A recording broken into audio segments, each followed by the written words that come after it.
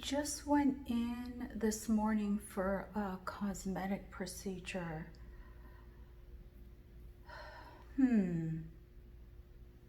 Hi everyone, I'm Terry and I just came back from that cosmetic procedure, and if I'm not the only one watching this vlog right now on my screen, then I'll tell you what it is. I actually went in this morning, it's Sunday, and I went into an outdoor nail salon, and I consider getting nails done a cosmetic procedure. It's cosmetic, it's a procedure, especially when you're going in for gels. So I went in to the now outdoor nail salon in the sweltering heat. Actually, in Southern California right now, it's so hot that the heat is actually a sinister steam that's like coming down, down, down, and all over you. It's a sheet of steam. It is so hot. You can see right now, I think on my face, how hot I am, and I'm inside, and I have the central air going. I think I'm going to turn it up to a more intense cool because it's so hot. So I went in this morning, and when I got up, I was having so much anxiety because if you've watched my previous vlogs, I have a severe anxiety disorder. All of the things, all of the adversities and challenges in my life have finally taken a toll on me and caught up with me, emotionally and psychologically, to where I have anxiety disorder, or maybe I've had it for even longer than I've realized. So some days get just really real for me, and it gets tough, and all of these stem from my childhood and upbringing and adolescence. So here I am. I got up this morning, and getting my nails done is one of my favorite things. I mean, it's wonderful, right? You're supposed to be happy. Oh, I'm going to go get my nails done. Even for a man, I mean, to go get his feet done or his nails, trimmed, buffed, and shined, and to get that, massage that goes along with mani-pedi, or just the pedi, is just wonderful. But I got up this morning and I was having this anxiety, and I thought, oh, you know what? Maybe I should just call and set it for a later time. But I finally decided to just go ahead and make my 11 o'clock appointment. So actually I was there early, so I went and bought some hair spritz. There's this rose spritz. I love all things rose. So I went and bought it. I could have made my own because I have my own essential oil company, but this was a spritz that was I just liked it, and I decided I was going to go and buy it. So I got there early, I bought the rose spritz, and then I went in for my nail appointment, and I was not wearing a face mask. I was wearing an entire face shield because let's face it, unless you're wearing a certain mask with filters on both sides, I don't know the scientific term for that type of filtered mask. I feel like the paper masks and the fabric masks are the same as a face shield. They're going to give you the minimal protection and protect everybody else from you. But if we really want to get real, I think that we're all carrying this COVID, whether we're symptomatic or not, who knows. But I understand that everybody's got to be protected, but it was so hot that I went in with a face shield. I also had my mask, and I ended up slipping that on in the middle and taking off the face shield because the all nail salons around here are operating outside, and this one, which is supposed to be an extra bougie and a nicer, it's supposed to be one of the it salons here, didn't even bother to put out a tent. They just put out some rope and put some random blankets over the rope to have a partial covering from the sun, but it wasn't enough, and it was just so sweltering sitting there. And for me, it just got a little extra stressful, but it is what it is. So I went in, I finally found the chrome color that I've been wanting to get for a long time, which is in Aurora Borealis silver white chrome, like a mirrored rainbow look, but it's really, really elegant. I love, I like elegant things. Anyways, there's actually been several shades to that one color, so I finally found the right shade. I was like, okay, I'm gonna get this one. I found a regular polish for my toenails because I don't get gel on my toes, only on my fingernails. Here's the thing, the gel that I had before in this vlog is not about manicures and pedicures. You'll see. It's actually about something far more important and interesting, but also very, very vital. So keep watching. But as an aside, my nails had gel polish before, and they just, with me, gel actually is really good in that it lasts, a long time for me. It works. I don't have any issues with it, and when it starts to come off, it almost always just pops off, but it still leaves, its presence behind, namely a lot of damages. Because when the gel came off and there was still a little left when I got to the salon, because I'd been popping off pieces, my nails were and still are literally peeling. You could see the peels. It was like orange peel. They were peeling. I mean, they just had ripples of peel on my actual nail bed. It was really, really extreme. And what she did is she didn't take the time to massage in oil and try to rehab my nails a little bit. She was kind of lazy. It's not like she was rushed. I haven't been there since it's been under a new management, so apparently it's changed hands, and it's not as they're not as attentive as the staff before them used to be. And so I watched her. She just she took the machine, and she just, even after she took off the remainder of the gel, she took the machine and it thinned out my nails even more.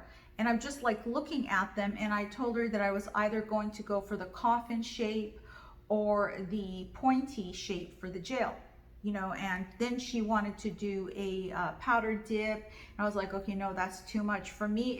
It's a lot to even do a gel. So I like myself to be as natural as possible. So gel was kind of a big step for me that I've been doing since the last several months. So I just thought I'd leave it at that. And so she proceeded to shape my nails and everything. And here are my nails. So I'm going to say this. I ended up not getting the gels. I ended up staying with my own natural and very raw nails. And the reason for that is, I don't know if you can quite see everything here. The reason for that is because my nails were so damaged that I was worried that if I get gel or even just regular polish, that it's actually going to go through the peels and cracks in my nail bed, and I might get an infection. I mean, it was really bad. So I was like, you know what? She's already shaped them and filed them. Just go ahead and just buff and shine them, and that's it. I'm not even going to get regular polish. I'm just gonna go raw. So, that's what I've done. I've gone raw. And the point of going through this is to explain something, like I said, vital, is that if that was the old me, and I was looking at my nails and I was unsure of this, and even once I'd made up my mind that, wow, this is going to be so much more damage, you know, it's going to be a problem down the line, I would have hesitated and then in fact not said anything at all, even against my own wishes, and I would have just, you know, let the person go ahead and finish doing the gel manicure. That's what the old me would have done, because the way that I was brought up, you know, as a child and an adolescent, the family and the relatives that I grew up in on my mother's side, is that I was always minimized. I've had more than a toxic family life, and I hesitate to call them family. I don't consider them family. I have canceled them completely. There's nothing left. I've just ended my relationship and any contact with them completely. But it took me, I feel, too long to do that, and I wish I would have realized this toxicity a long time ago, and I would have ended things then, and maybe my life would have taken a different turn. But here I am now. I've realized it and I've ended it. And in fact, they are trying to cause problems because I've ended it with them, and they know that this time is for real with me. So the point is that if that was the old me, I would have gone along with it, because I was taught to just minimize myself, not to give any validation to the way I felt and the things that I wanted, no matter how reasonable and how right, and to go with the flow. And that's always been wrong. So, you know, for the past maybe year, I've really grown up more as far as mentally and emotionally with these things, knowing that what's right for me is what's right for me, and I should be validated. I deserve to give heed to what I feel and what I want and my wishes. I'm worth it. I'm a good person, you know, and to try to build some confidence in myself, because I always had zero self-confidence. So, you know, I stopped this procedure and I said, okay, you know what? I'm not going to do any gel today. You know, I was nice about it. It's not like I said, oh no, you stop now. You already cut my cuticle. You already made me bleed. You're already rushing me through this. You're such a self. No, I just said, you know what? Just stop. No, I'm just going to do the buff and shine today, and that's it. And so that was that, you know, and I felt better paying for what I have. Okay. All right, so the vlog cut in the middle. There was a call. So anyways, I felt better just, you know, paying for what I had and walking away, knowing that when my nails are healthy again, then I can, you know, go back for a gel and something more elaborate, which is, you know, it's fun, I'll admit, but I'm fine the way I am. And what I'm saying is that if any of you have had a similar life to mine, where you grew up with overbearing and toxic family, parents, and by that I mean parents and relatives, and you know what it's like to be scapegoated. I was always scapegoated. Scapegoats of a family, and again, I don't like to call them family, but I do for you know, just basic purposes of this vlog. The scapegoat in any toxic, narcissistic, sociopath family is always the sensitive one, the intelligent, and the knowing one, in fact, because those are the ones that pose the most threat to them, because they feel like, you know, these personality types are covert. and I've done a previous vlog or two, I believe, on a specific stalker who found me via my channel, and she's absolutely nobody. I have no connection with her. She just found me on the internet and latched on. And these types of sociopaths can be particularly aggressive, malignant, and diehards. And I feel like my family, for one, were and are not diehards, but they are what they are, and they never change. So if anybody says that, you know, with age they might change or, you know, realize more things and kind of lighten up, no, they actually become worse. And if you do your research, you'll know that through everybody else's experiences. My family were always threatened by me, even though when I was a child, I knew I had none of this information or knowledge.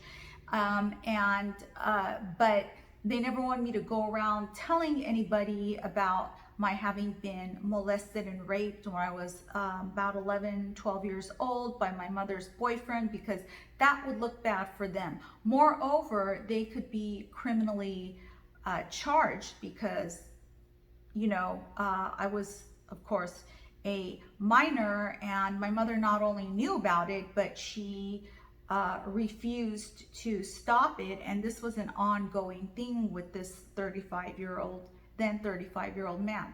So they didn't want me going around talking about that or anything else in the family because it would make them look bad. And these types, again, if you know about them or if you've ever been a victim of them, you know that they don't have to be intelligent.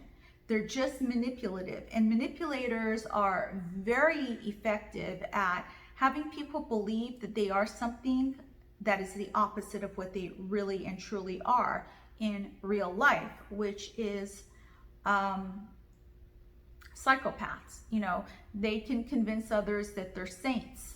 You know, they can go that far. So they had, you know, their circle, their society convinced that they're good people, even though a lot of people, not most, but a lot actually knew them for what they were. But I was a threat to them if I was going to go around talking about it. So they would always cow me, which is they would always, with their mobbing technique, you know, because it was all of them against me, is that I wasn't allowed to talk about anything. In fact, they would not even get me any counseling. And I know when I was about 16, the knowledge of the molestation and rape finally came through to my conscious, from my subconscious, and I realized that's about when I really realized fully what had happened to me, and I was just devastated, and I was going through it, and I had serious ongoing issues, and I would even not just urge but beg them to pay for me to go to counseling, and they refused. In fact, they would torment me. They would let me go to one session and then cut me off from the rest, and then maybe after more pleading from me, they would let me go to another 2 sessions and then cut me off suddenly again without warning. So they never did allow me counseling, even when I knew that that's what I needed, because I didn't want to grow up dysfunctional, which I did. So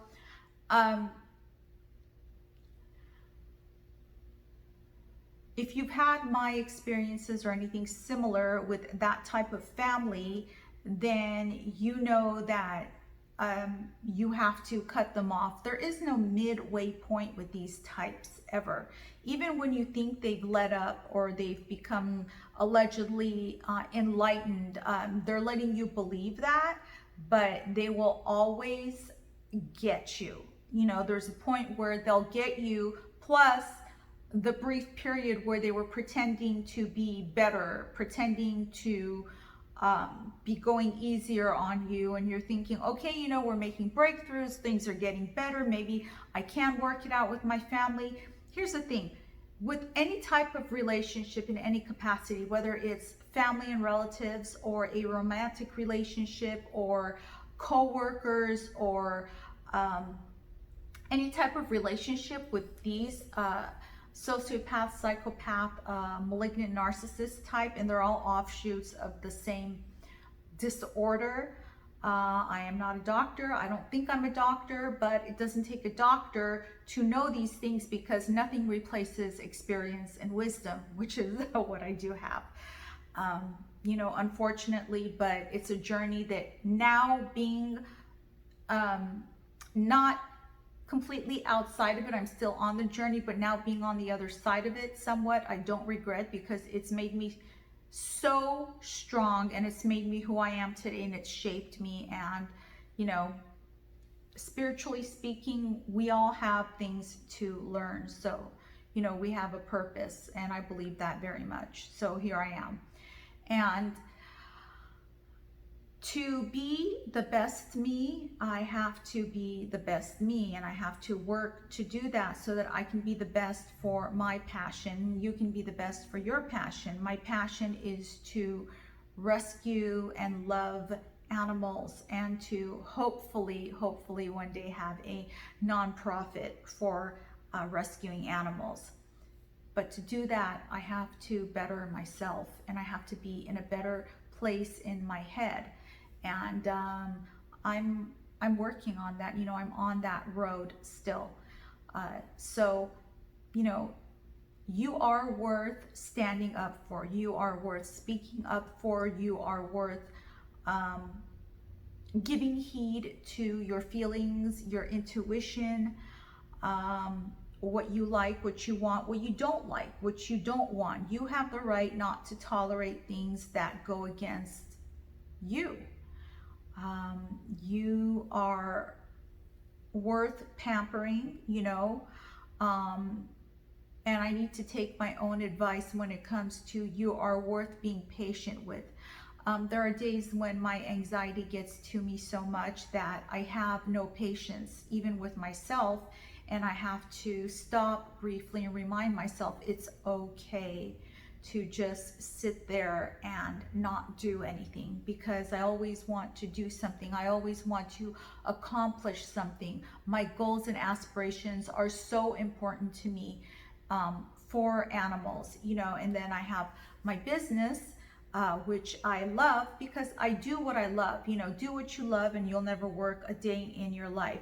But it's like, I want to conquer the world. I want to reach my goals. And so I set such high lines for myself, and some days the stress just really catches up with me, but I'm working on it. And I know that what I need and what I want, actually, when I'm letting up and I'm not so much to running and racing after it, that there are days when it just pops up in front of me, sometimes literally, you know. So I'm trying my best. And